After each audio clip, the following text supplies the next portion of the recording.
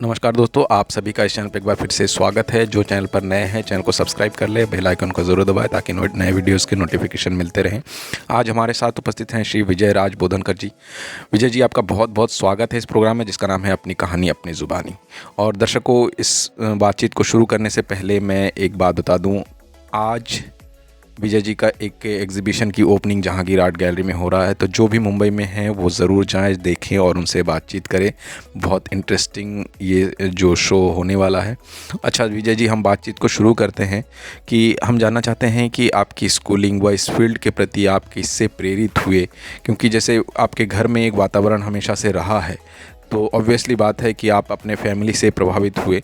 तो उस विषय में आप दर्शकों से थोड़े विस्तार में बातचीत करेंगे तो बहुत अच्छा लगेगा। नमस्ते गोविंद जी।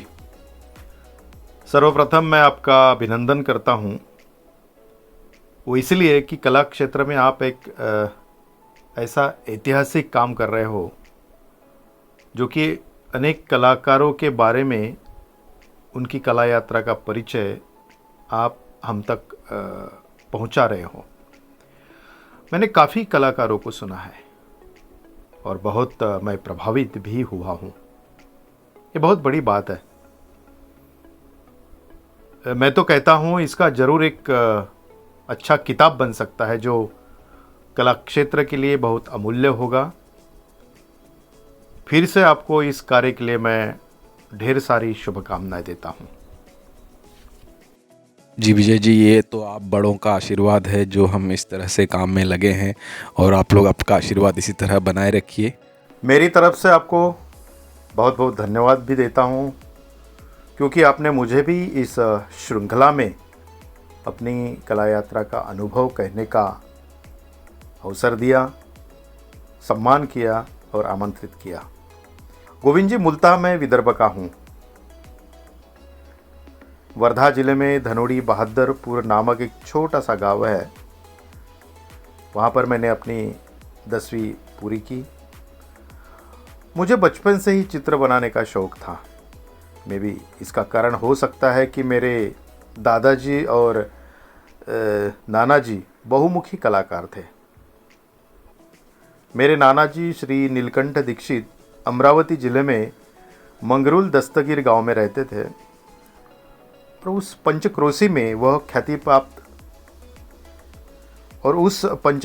वह ख्याति प्राप्त चित्रकार थे, मूर्तिकार थे और स्वर्णकार भी थे।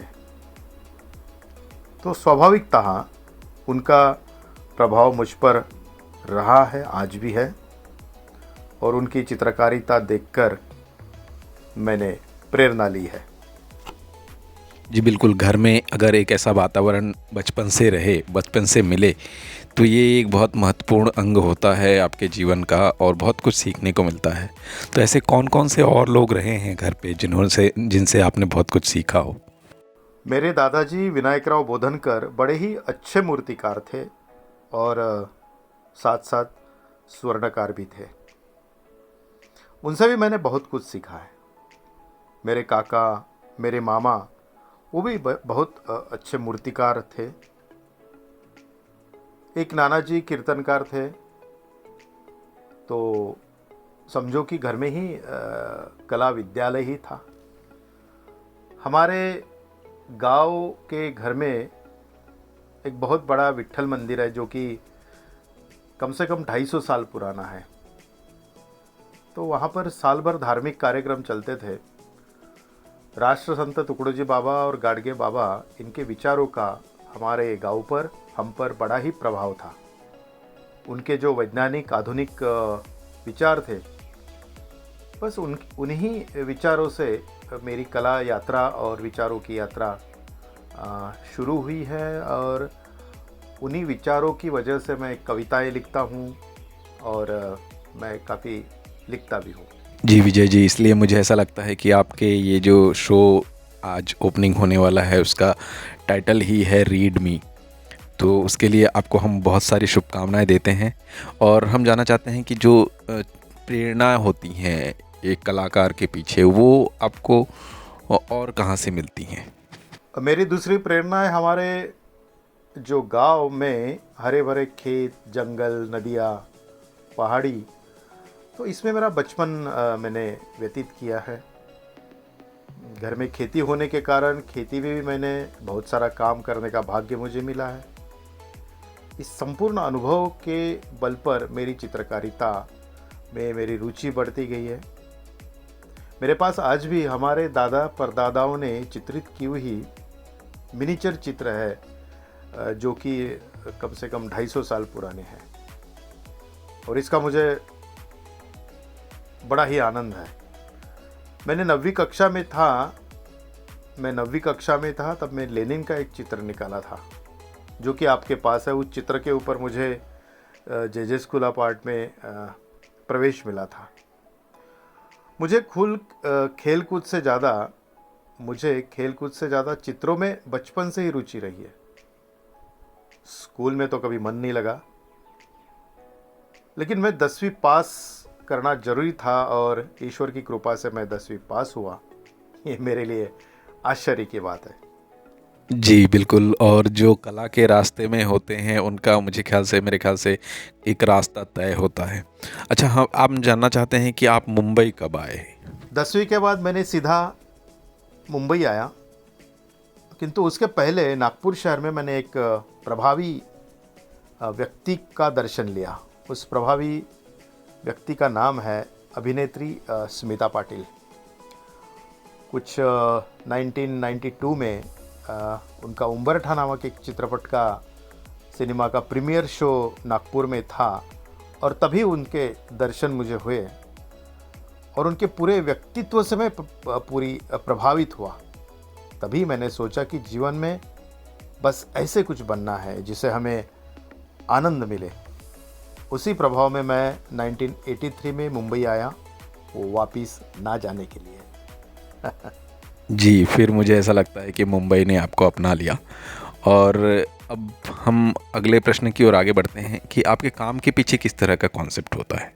मेरी चित्र श्रृंखला के पीछे प्रेरणा किसकी है और क्या कंसेप्ट है, क्या कल्पना है?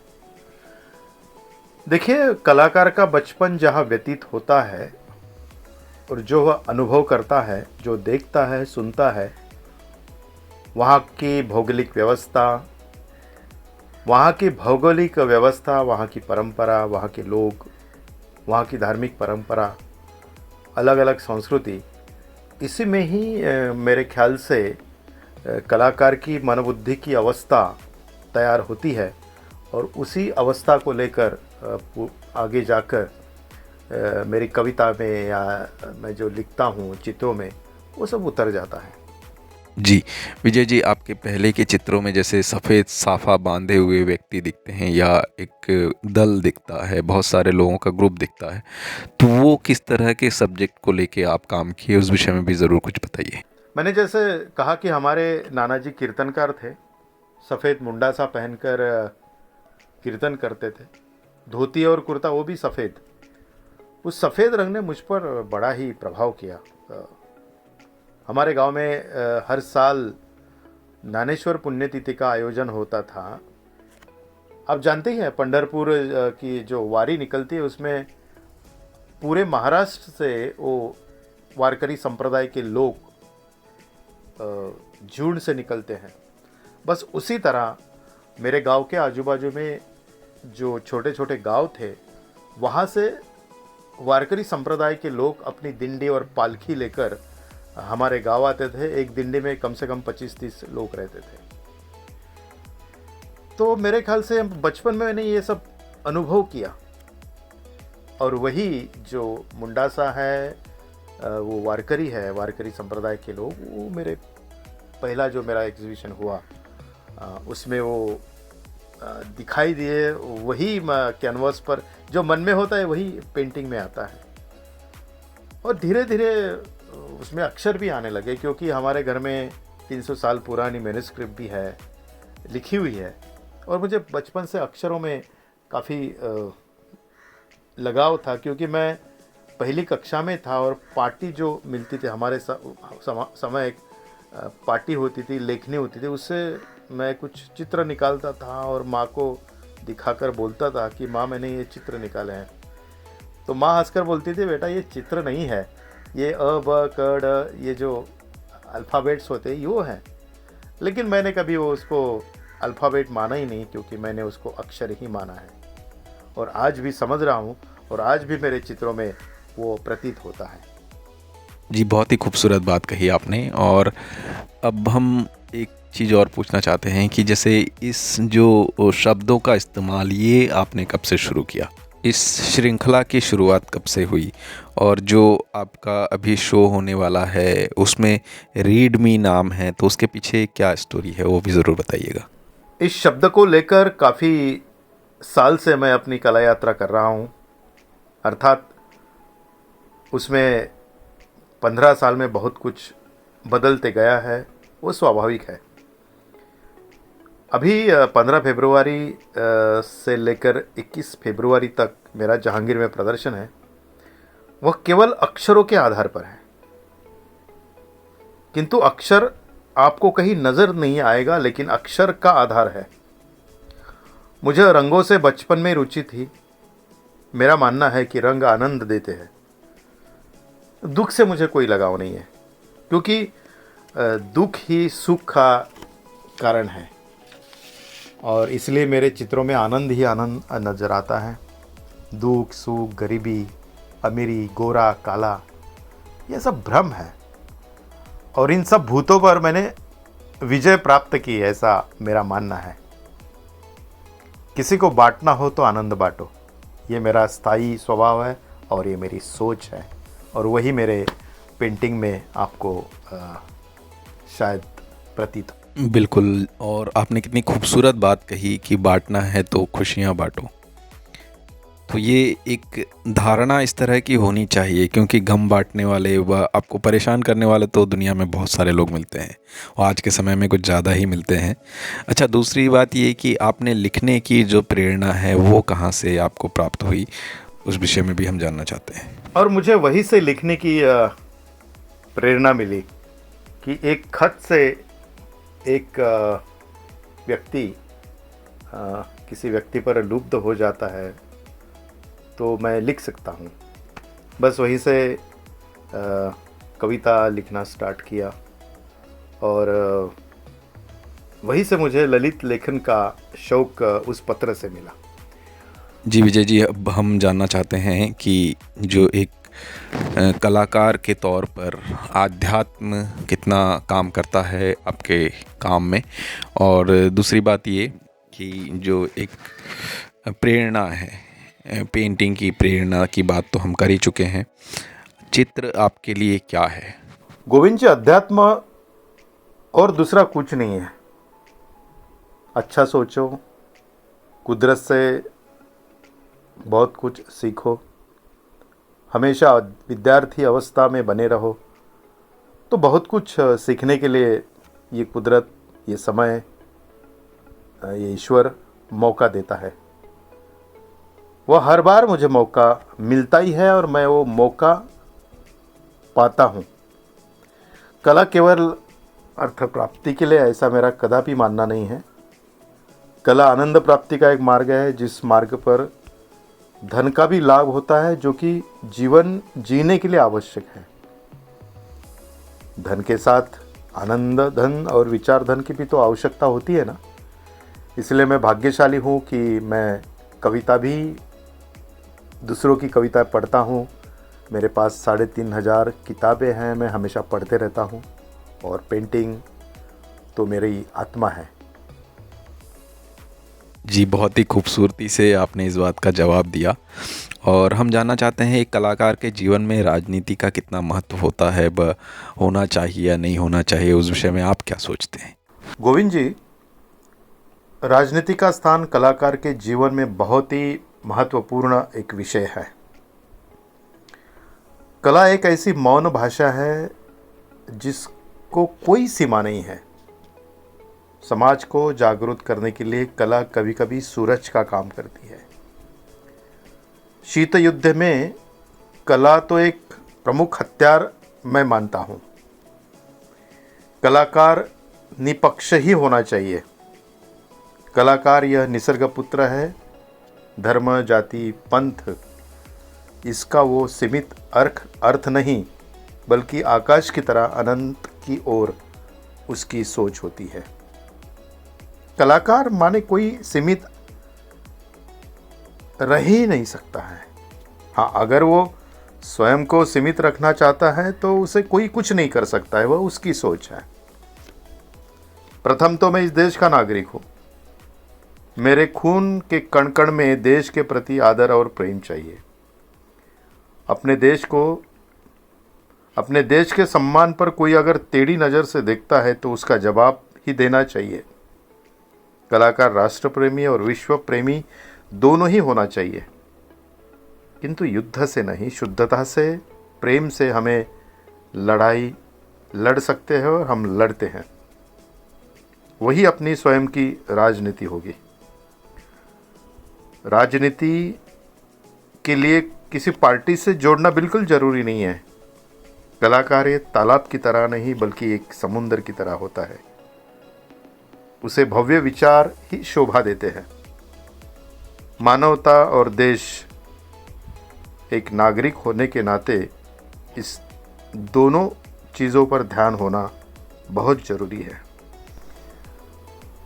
देश में जो चल रहा है या अच्छा है या कुछ बुरा है या प्रेरणादायी होना चाहिए, इसके जवाब के लिए अपनी कला के माध्यम से वह प्रकट हो सकता है। कला के माध्यम से वो शुद्ध राजनीति का प्रयोग भी कर सकता है। राजनीति कोई खेल नहीं है।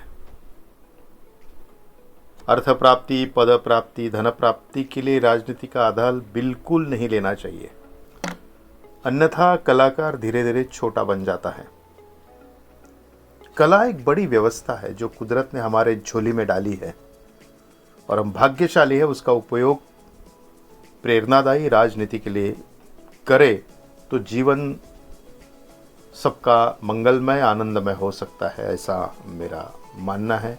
इसलिए कोई भी कलाकार को चौकेट में नहीं, बिल्कुल आकाश की तरह रहना चाहिए और वही तो मेरी राजनीति की व्याख्या हो सकती है। धन्यवाद। बिल्कुल, बहुत सही जवाब दिया आपने। और इंडिविजुअल, एक प्रत्येक व्यक्ति की, क्या प्रत्येक कलाकार की एक सोच होनी ही चाहिए, और अगर कहीं आप देखते हैं गलत होते हुए तो आप उसके लिए आवाज़ भी उठाने की हिम्मत होनी चाहिए। चाहे वो देश विरोधी जो गतिविधियां होती हैं उनके खिलाफ आवाज़ उठाने की ताकत रखनी चाहिए, मुझे ऐसा लगता है। अच्छा, अंत में हम जानना चाहते हैं कि बहुत सारे ऐसे कलाकार हैं, विद्यार्थी हैं जो अभी कॉलेज से पास आउट होकर बाहर निकले हैं या कॉलेज में पढ़ रहे हैं, उनके लिए आप क्या संदेश देना चाहेंगे? हर कलाकार ने स्वयं को भाग्यशाली मानना चाहिए कि कुदरत ने उसके मन और मस्तिष्क में कला का बीज बोकर उसे इस दुनिया में भेजा है। कला का निर्माण हर कोई नहीं कर सकता है, इसीलिए कला के प्रति सतत गंभीरता से सोचना चाहिए। जीवन तो एक बार ही मिलता है, उसे सुंदर बनाने के लिए वैश्विक और भारतीय साहित्य, कविताएं, नाटक, नृत्य, सिनेमा, इसमें अगर रुचि है तो कला दिन दिन बढ़ते ही जाएगी।